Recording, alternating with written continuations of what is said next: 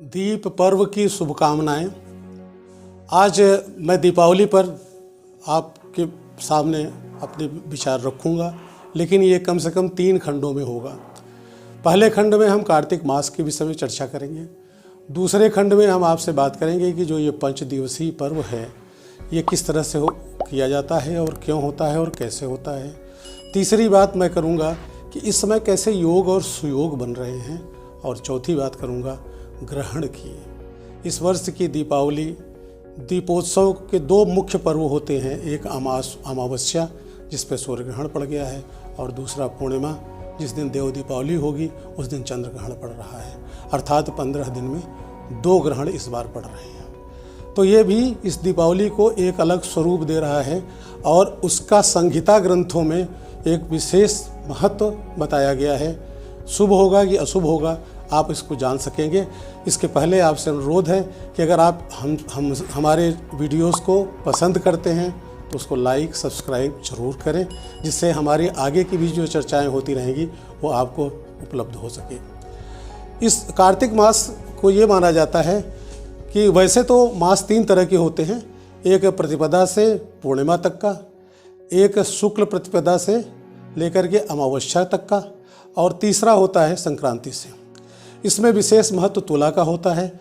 जब सूर्य तुला राशि में जाते हैं तो तुला संक्रांति से कार्तिक मास शुरू हो जाता है। तुला संक्रांति से 2 चीज़ की महत्ता की बात की जाती है। पहली तो होती है दीपदान की, यानी आकाश दीप की। हम पितरों को दीप दिखाते हैं तुला संक्रांति के बाद से।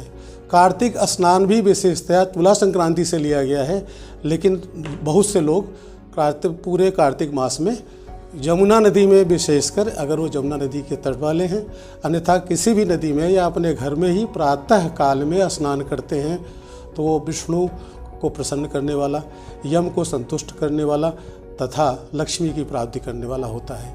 कार्तिक दीपावली के दिन तिल में और गंगा जल में लक्ष्मी का वास होता है।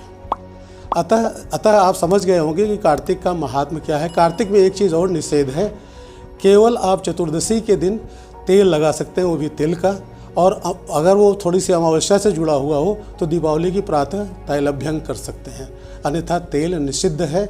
इसमें जो दालों को खाना थोड़ा मना है।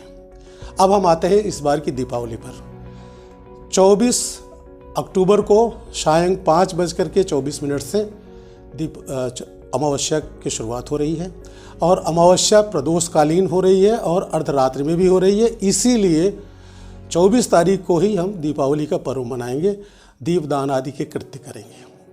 अब दीपावली के दिन आप क्या करेंगे यह आप सुनते चलें। जिस दिन दीप मालिका का आपको प्रदोष काल प्राप्त हो रहा हो, अर्थात 24 तारीख की प्रातः आप सवेरे स्नान कर लें, और उस दिन आप ध्यान दें कि माँ लक्ष्मी का आज हमें पूजन करना है। सायंकाल जैसे ही प्रदोष काल आता है, प्रदोष काल 5:24 के बाद से ही शुरू हो जाएगा और ये 7:15 तक रहेगा। हमारे जो ग्रंथ हैं वो कोई लग्न या मुहूर्त नहीं बताते हैं, वो केवल 2 कालखंड की पूजा को विशेष महत्ता देते हैं, एक प्रदोषकालीन और दूसरा अर्धरात्रि व्यापिनी। लेकिन आप यह समझ लें कि प्रदोष काल की पूजा सबसे ज़्यादा महत्वपूर्ण होती है, क्योंकि अर्धरात्रि में जो मुहूर्त बनते हैं उसमें माँ लक्ष्मी आपके घरों में आश्रय लेने के लिए विचरण करती रहती है। उसमें अनुष्ठान की जरूरत नहीं पड़ती है।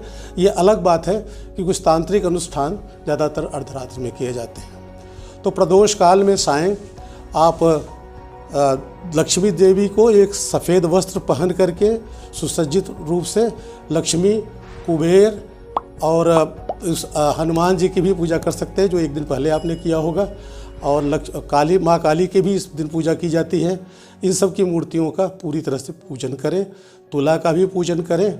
उसके भी अगर आपको मंत्र याद हैं तो मंत्रों से करें, अगर आपके पास पंडित है तो अनुष्ठान पूर्वक कराएं।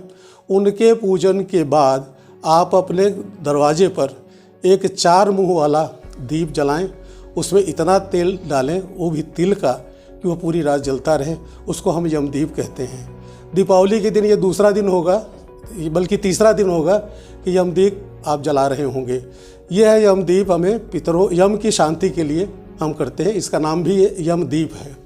उसके बाद कम से कम आप 14 दीप पहले बनाएं, जो कि नरक चतुर्दशी के दिन भी लोग करते हैं। चतुर्दशी के दिन वो 14 दीप का स्थल है।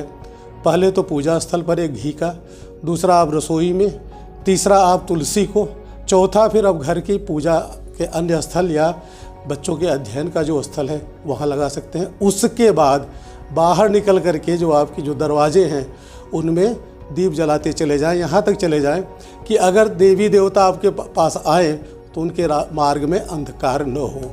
बल्कि ये कहा जाता है कि यम मार्ग का प्रकाशित करना भी एक कृत्य है जो किया जाता है।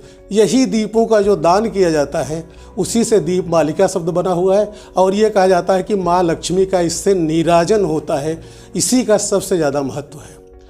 ये पूजा करने के बाद आप अपने हर स्थल पर दीप से प्रज्वलित करें, घर के कोने कोने में, यहाँ तक कि जहाँ गंदगी की चीज़ें रहती हैं वहाँ भी रखें, वाहनों पर रखें। तथा मंदिरों में दीप देने की परंपरा है कि वो सायं प्रदोष काल में ही आप दे दें। फिर अर्धरात्रि में जब सो के उठते हैं, मतलब आधी नींद आपकी पूरी हो, तो आप बाहर निकल करके आंगन में आ करके जो कुछ भी टूटी फूटी चीज़ें हों उसको घर से निकालें। उसको दरिद्र निस्तारण कहते हैं या अलक्ष्मी निस्तारण करते हैं, निस्तारण। और उसके लिए घर की जो महिलाएं हैं वो कुछ सूप आदि बजा करके, कभी कभी दुंदुभी बजा करके घर के बाहर दरिद्रता को निकालते हैं। तभी तो लक्ष्मी का प्रवेश आपके यहाँ स्थिर होगा और आपको दीपावली में सारी सुविधाएं मिलेंगी। इस वर्ष की दीपावली में दूसरी बात मैं करना चाह रहा हूँ कि ग्रहण लग रहा है। अब बात ये आती है कि पहले जब दीपावली में ग्रहण लगते थे तो शायद बहुत समय ऐसा होता था कि हम पूजा नहीं कर सकते थे। इस बार जब ग्रहण लग रहा है तो 25 तारीख को सायं 4:16 से भारत में शुरू हो रहा है। आपके यहाँ 4:19 पे हो सकता है या 22 मिनट पर हो सकता है। उसका सूतक 12 घंटे पहले लग जाएगा। चूँकि वो सूतक सवेरे 4 बजे लगेगा, इसलिए दीपावली के किसी कार्यक्रम में बाधा नहीं है। फिर उसके बाद जब ग्रहण लगेगा, इस ग्रहण का एक विशेष महत्व है। यह ग्रहण अमावस्या में ही लग रहा है, लेकिन अमावस्या के बाद तक थोड़ा चल रहा है। और हमारे यहाँ ये ग्रस्तास्त ग्रहण है, यानी उस समय सूर्य देव ग्रस्त रहेंगे तभी वो डूब जाएंगे। उसका एक अलग महत्व है और उसका एक अलग प्रभाव है। दूसरी चीज़ है, इस बार स्वाति नक्षत्र में सूर्य तो हैं लेकिन चंद्रमा नहीं है, यानी स्वाति का पूर्ण योग नहीं बन पा रहा है। ग्रहों में 5 ग्रह बहुत अच्छे हैं इस बार। शुक्र यद्यपि अस्त है लेकिन नीच नहीं है। शनि अपने मार्गी हो गए हैं और अपनी अच्छे स्थान पर हैं। बृहस्पति भी अपनी राशि में हैं। बुध भी बहुत अच्छे स्थितियों में हैं। इन सब का प्रभाव हम लोगों की अलग अलग कुंडली पर अलग अलग पड़ेगा। शनि यद्यपि वक्री थे, अब इस समय वो मार्गी हो गए हैं, तो 7.5 वालों को काफ़ी थोड़ी सी राहत मिल जाएगी। लेकिन गुरु अभी वक्री चल रहे हैं। शुक्र अस्त है और सूर्य जो है वो नीच तो रहते ही हैं हर साल। इस बार वो ग्रहण में हैं, यानी उन राहु और केतु के प्रभाव में है। चंद्रमा भी राहु केतु के प्रभाव में है। इसका प्रभाव अलग अलग लोगों पे, अलग अलग राशियों पे, अलग अलग कुंडली वालों पे अलग अलग पड़ेगा। हम इसकी चर्चा फिर कभी करेंगे अगले एपिसोड में। नमस्कार, आप सबको दीपावली की शुभकामनाएं। 5 पर्व उल्लासपूर्वक आपके बीते। मैं पंडित ब्रजेंद्र मिश्रा, ज्योतिषाचार्य, प्रयागराज। नमस्कार।